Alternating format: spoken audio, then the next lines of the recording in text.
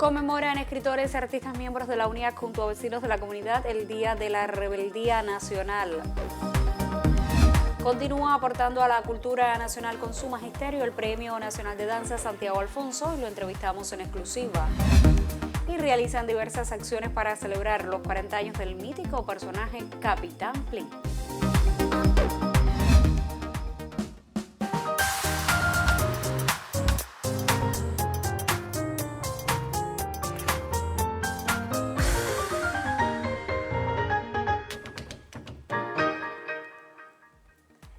Saludos desde La Habana, es viernes 23 de julio de 2021 y abrimos la última emisión de esta semana del Noticiero Cultural de la Televisión Cubana. Esta mañana la sede nacional de la Unión de Escritores y Artistas de Cuba acogió un encuentro para conmemorar el Día de la Rebeldía Nacional, nombre que le ha dado la historia a las acciones del 26 de julio de 1953, cuando un grupo de valiosos jóvenes cubanos asaltaron los cuarteles Moncada en Santiago de Cuba y Carlos Manuel de Céspedes en Granma. Artistas, escritores, miembros del secretariado de la UNIAC, encabezados por su presidente Luis Morlote, junto a vecinos y representantes de las organizaciones de masas pertenecientes a la comunidad donde está emplazada la emblemática Casa de los Escritores y Artistas, destacaron el compromiso social de los creadores cubanos con la nación.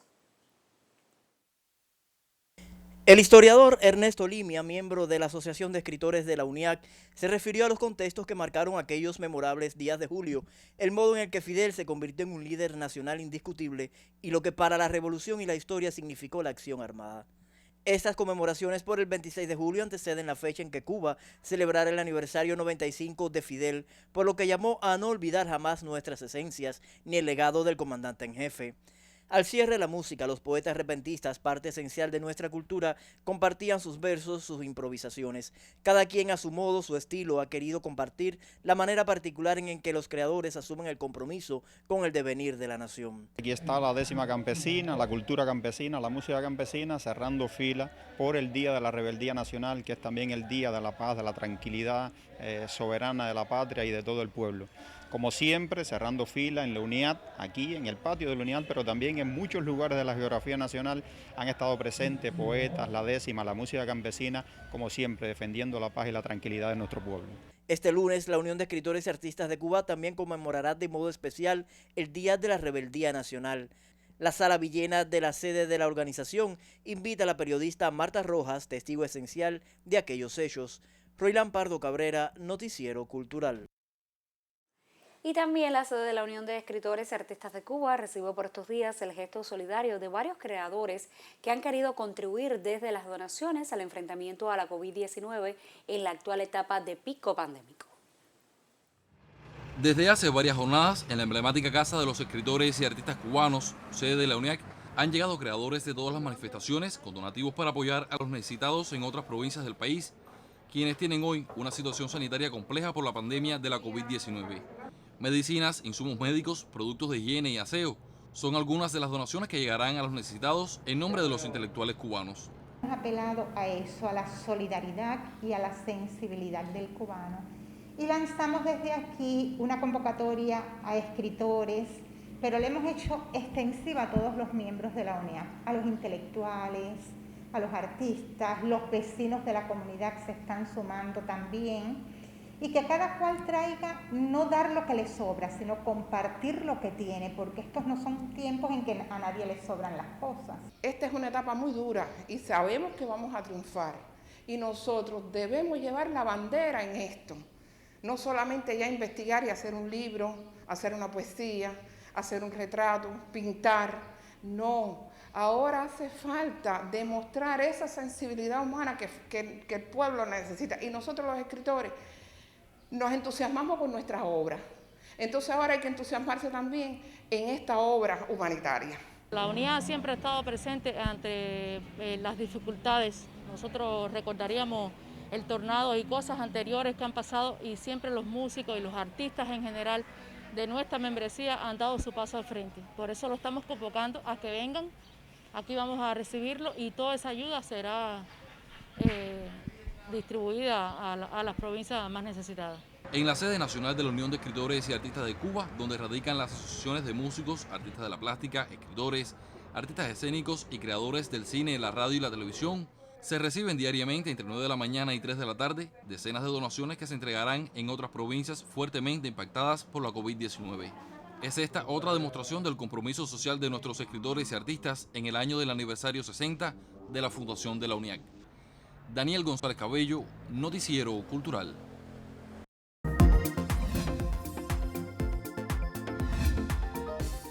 Iniciamos nuestro recorrido por lo que publican en las páginas culturales de otros medios de comunicación. El diario Granma, en su versión digital, destaca que Alpidio Alonso, ministro cubano de Cultura, condenó las presiones ejercidas sobre los creadores nacionales en función de obtener pronunciamientos contra la revolución. Señaló Alpidio Alonso que estas acciones forman parte de la operación mediática que se cierne sobre Cuba, la cual calificó como perversa, teniendo en cuenta sus mecanismos de manipulación. Mediante un mensaje en su perfil de Twitter, el titular de Cultura reprochó los intentos de los medios enemigos de la paz en Cuba de utilizar la voz de los artistas para sus propios intereses a través de ilegítimos métodos. Por su parte, la Agencia Cubana de Noticias informa que la muestra virtual Todos Abstractos, que reúne 60 creadores nacionales con el propósito de resaltar esta expresión contemporánea, fue inaugurada en el perfil de Facebook del Centro Provincial de Arte de Holguín. Ronald Guillén, pintor, profesor y curador de esta exposición dedicada a los artistas Pedro de Oraa y Armando Gómez Peña, comentó en las palabras de presentación que este constituye un acontecimiento sui generis, pues es el resultado del trabajo minucioso de artistas y curadores que desean llevar a los seguidores de esta expresión un producto cultural de satisfacción estética y pensamiento crítico. Y cerramos nuestra revista de prensa en la publicación digital Cubasí para conocer que los organizadores confirmaron que del 13 al 31 de octubre del presente año tendrá lugar en la ciudad de Guanajuato la edición 49 del Festival Internacional Cervantino, evento que reunirá a participantes de 20 naciones de Europa, Latinoamérica y Asia y que tendrá a Cuba como país invitado de honor y a Coahuila como estado invitado. La apertura estará a cargo de la Orquesta Filarmónica del Desierto en Coahuila y la agrupación cubana Los Bang Bang, fundada por el músico, compositor y arreglista Juan Formel, orquesta reconocida por su fuerza musical en ritmos cubanos que la distingue entre los principales exponentes de la llamada música popular bailable. La presencia cubana será diversa y también contará con el pianista José María Vitier, la Camerata Romeo, la Steel Band del Cobre y el Secteto Santiaguero, junto a los trovadores Ray Fernández y Eduardo Sosa.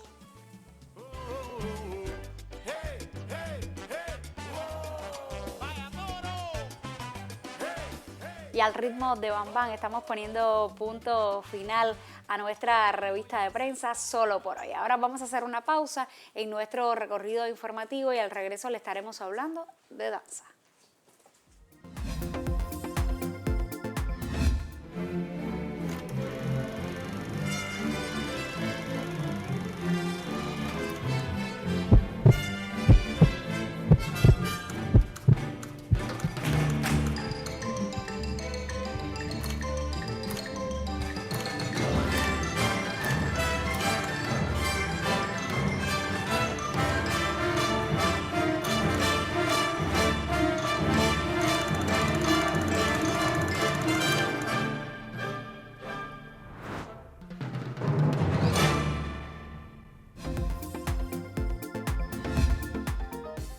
Dos estudiantes de la Escuela Nacional de Danza de práctica en la Compañía Danza Contemporánea de Cuba obtuvieron importantes reconocimientos en un concurso internacional organizado en Argentina.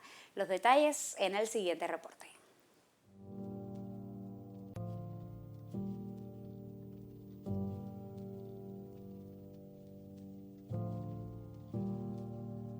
Con ropa de andar por la vida, como si de una peripecia de todos los días se tratara, Jessica Cabrera Sánchez y Reinier Ordelín Sayas, estudiantes de la Escuela Nacional de Danza de Prácticas en Danza Contemporánea de Cuba, concibieron Transición como una asociación de encuentros y desencuentros, una dinámica que termina en una liberación, en la confluencia.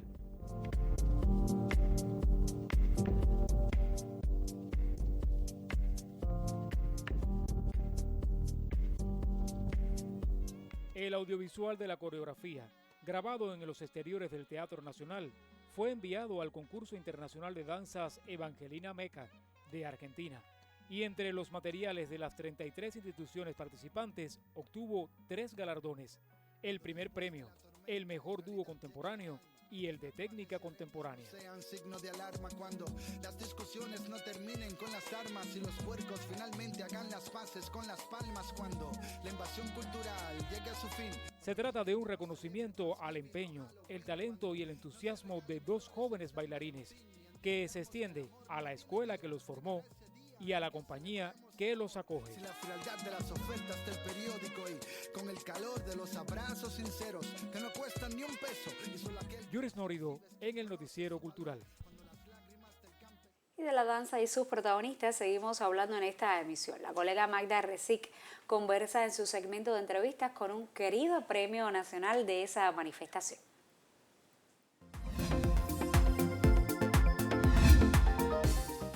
En primera persona, nuestro noticiero cultural hoy se engalana, se viste de largo, como se dice, se siente muy feliz y orgulloso de contar en el estudio con uno de esos grandes maestros que ha dado la danza en nuestro país en todos los tiempos.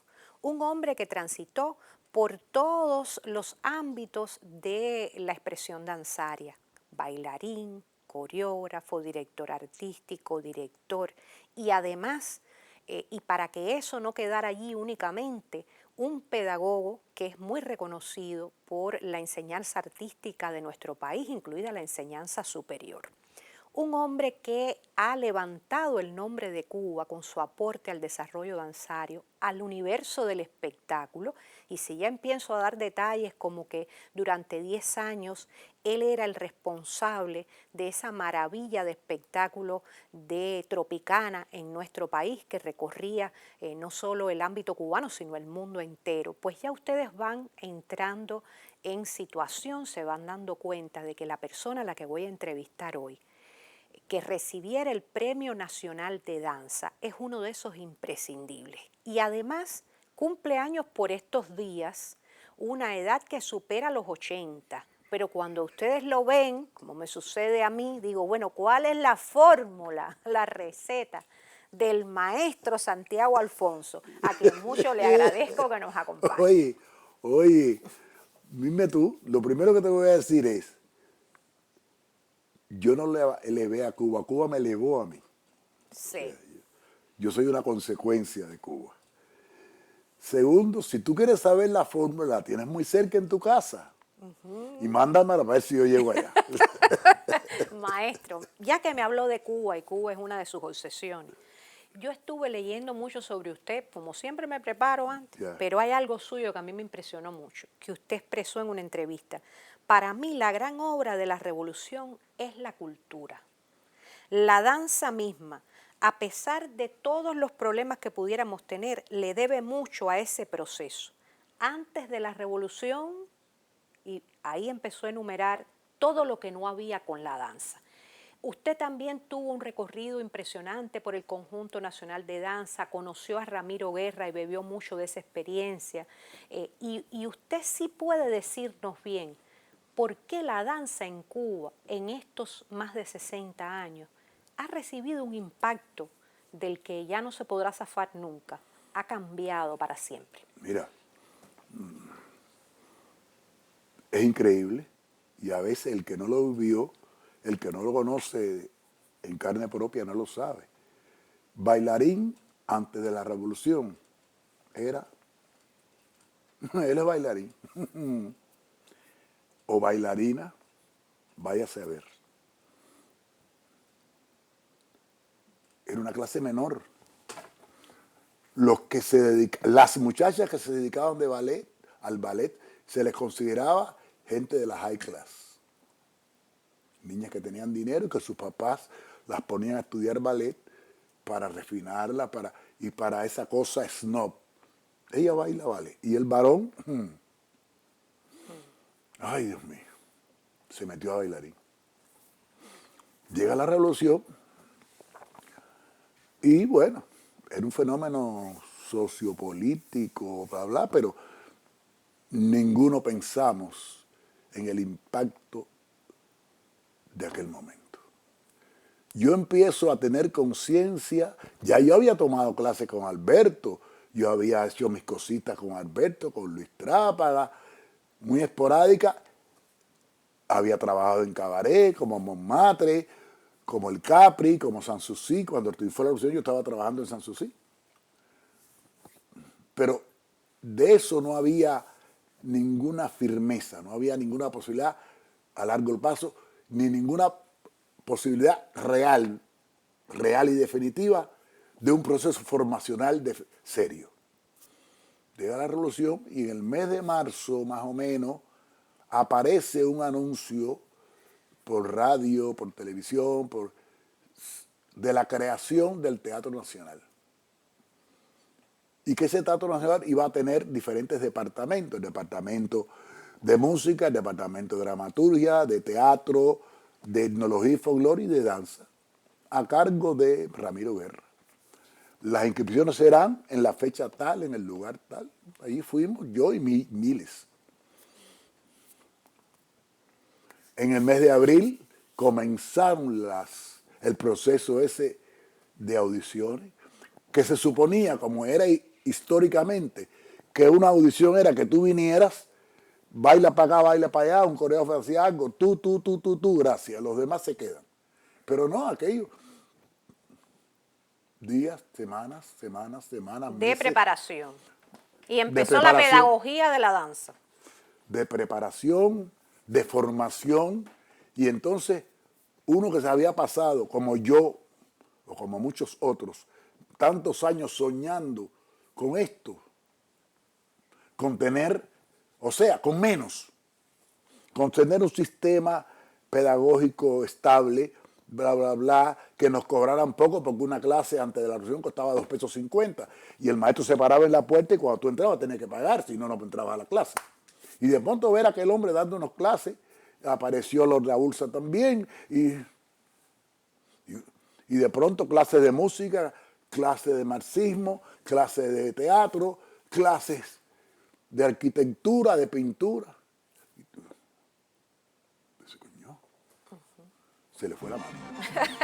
Bueno, pero de eso ha surgido un movimiento danzario, especialmente en la danza moderna, más contemporánea y moderna, que ha sido muy fuerte.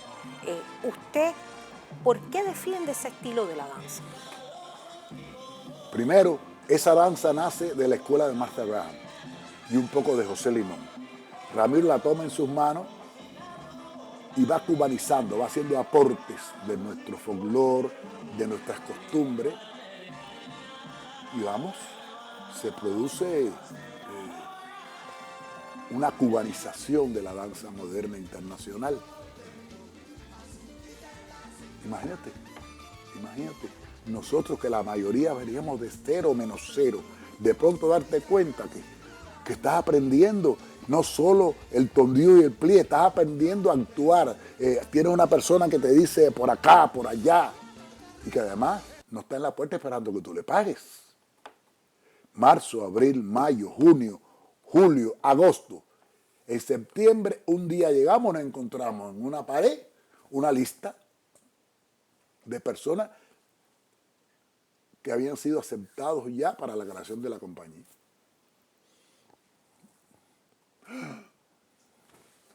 Y hasta hoy. Ya. Y hasta hoy, ¿no? Hasta hoy. Y si puedo llegar hasta donde está tu papá y tu mamá, mejor. Hasta los 90. Okay. Bueno, pues entonces nos veremos aquí para celebrar los 90. Oye, esa es la promesa. No en el noticiero cultural. No deje de invitarme. Cómo no. Mucho le agradezco al maestro que haya estado con nosotros hoy y que Santiago Alfonso nos recordara esa naturaleza que tiene la Escuela de Danza en Cuba, que ha llegado a profesionalizarse y que ha tenido un camino que ha servido para formar a muchas generaciones en el entorno cultural de la Revolución Cubana. A ustedes les recomiendo que se mantengan con nuestro noticiero cultural.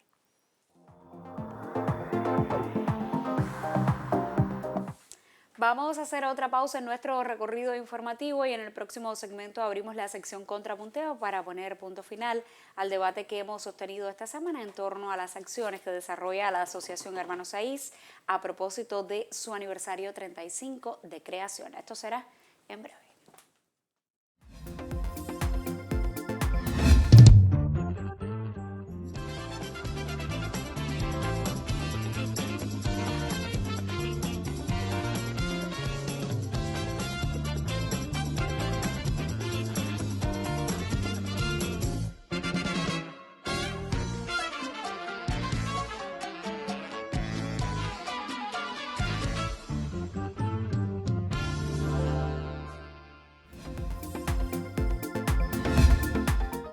Esta semana nuestra sección Contrapunteo ha dedicado sus debates a las acciones que desarrolla la Asociación Hermanos Saiz, víspera del aniversario 35 de su creación. Mi colega Yuris Nórdido, como cada viernes, ya pone punto final compartiendo nuestra opinión editorial. Como siempre, eres bienvenido. Muchísimas gracias, Indira, siempre tan amable. La Asociación Hermanos Saiz no puede ser el conjunto de creadores adocenados que algunos voceros del desprestigio a la institucionalidad cultural quiere presentar. No, el arte que hacen los jóvenes no debería ser, por esencia, arte tibio y complaciente. No puede serlo, porque el espíritu crítico le es, en buena medida, consustancial. No solemos hablar aquí de arte joven, porque es un concepto esquivo, ciertamente sometido a múltiples cuestionamientos. Hay creadores con muchos años que hacen un arte muy joven, entiéndase, renovador, inquieto, revolucionario. Y hay jóvenes que parecen enquistados en una convención inmovilizadora. Pero convengamos en que la mayoría de los artistas menores de 35 años, que son los que pueden integrar la HS, se proponen trazar nuevos caminos, independientemente de la contundencia formal, estética, conceptual de sus propuestas. Y la HS, que no es el Ministerio de Cultura, que no es un sindicato, es y tiene que ser espacio de confluencia. Y la confluencia no implica uniformidad de pareceres y posicionamientos, implica capacidad de diálogo, voluntad de alcanzar consensos, ejercicio de pensamiento creativo. El artista joven que crea que a golpe de consignas se puede hacer arte, debería repensarlo. El artista joven que cree que el camino es el de los ataques caprichosos y el de la rebeldía sin causas ni programa, debería reflexionar. Y la HS, que durante 35 años ha acogido a excelentes creadores, tiene que consolidar los espacios de debate sobre estos temas, sin descuidar las discusiones sobre cuestiones estéticas, sobre las responsabilidades del arte, sobre la libertad de los artistas, sin dejar de ser contrapartida comprometida de las instituciones culturales. Decirlo es fácil, comprendemos la envergadura del desafío para la actual dirección de la HS y para todos los asociados. Son momentos cruciales para la nación y la apatía no puede ser la opción. Y tengan la certeza de que la mejor manera que tienen los artistas de apoyar y sostener un proyecto social, que es también un proyecto cultural, es crear, hacer obra, socializarla, aportar. Indira. Muchísimas gracias, Yuri, por esta opinión editorial. Que tengas un excelente fin de semana. Y nosotros, casi al cierre de esta emisión, hablamos sobre uno de los personajes más singulares de la historieta en Cuba. Justamente en este mes de julio se cumple el aniversario 40 de la primera aparición del Capitán Plin. Su creador, Jorge Oliver, ha dicho en varias ocasiones que siempre ha constituido un reto este inusual gato verde. La leyenda más antigua cuenta que la isla del Coco nació del amor entre una nube de aire fino y el mar. En ese pedazo de tierra viven el Capitán Plin y sus amigos, un personaje que llegó hace 40 años para quedarse en el imaginario de los cubanos. El Capitán Plin es uno de los primeros personajes que tiene la revista Zum Zum desde su surgimiento. Se trata de un gato que surge de un coco en una isla desierta y va poblando poco a poco con otros personajes. Es un gato contento, feliz, es un gato que representa al cubano como el cubano que ama, al cubano que vive, que siente por su isla, que está dispuesto, un cubano, digamos, patriota también. Uy, mi capitán, no lo sentí llegar. Ay, usted se imagina un jardín aquí arriba. Ay, sería precioso. Jorge Oliver, el creador de estas historias y personajes, es autor de historietas, cuentos e ilustraciones, periodista, diseñador gráfico y guionista de dibujos animados, director. El Capitán Plin nació desde su fecunda imaginación y las páginas de la revista Zum Zum. Un buen trabajo. El Capitán Plin para la revista es lo cubano, es la idiosincrasia del isleño, esa necesidad de que lo suyo está por encima de todo y protegerlo. No han sido pocas las generaciones que han crecido acompañadas de estas historias y las aventuras han salido de las páginas tradicionales para convertirse en dibujos animados, juegos, videojuegos u objetos utilitarios. El Capitán Plin es un gato muy cubano, valiente y combativo frente a sus habituales enemigos, Ruy la Peste y compañía. Yo soy Ruy la Peste, el jefe de los malos, un rato despiadado. Un personaje lleno de bondad. Es un constructor de sueños, es un equipo, porque no solamente es el Pato Curvató, que es el Sapo López, la Gata Fénix, aparte de que es una cosa muy atractiva desde el punto de vista fantástico, son animales que hablan, todos muy coloridos. Para celebrar los 40 años del Capitán Plin, la casa editora Abril nos regala, dentro de la programación de verano, la presentación del tercer libro de La Isla del Coco, un texto en el que su autor, Jorge Oliver, hace gala del amor por los más pequeños y nos trae nuevamente desde la contemporaneidad a este mítico personaje. Soy feliz, Indira Román y Roilán Pardo Cabrera, Noticiero Cultural. Punto final. En esta emisión del Noticiero Cultural le pusimos al tanto de la conmemoración en la sede nacional de la UNIAC por el Día de la Rebeldía Nacional. Conversamos en exclusiva con el Premio Nacional de Danza Santiago Alfonso y destacamos algunas acciones que se realizan para celebrar los 40 años del mítico personaje Capitán Plin. Gracias por acompañarnos durante toda la semana. Nosotros, por supuesto, regresaremos el lunes para compartir más informaciones sobre el acontecer del arte y la literatura en Cuba y el mundo. Hasta entonces, me despido como siempre con un saludo desde La Habana y les deseo que tengan un excelente fin de semana.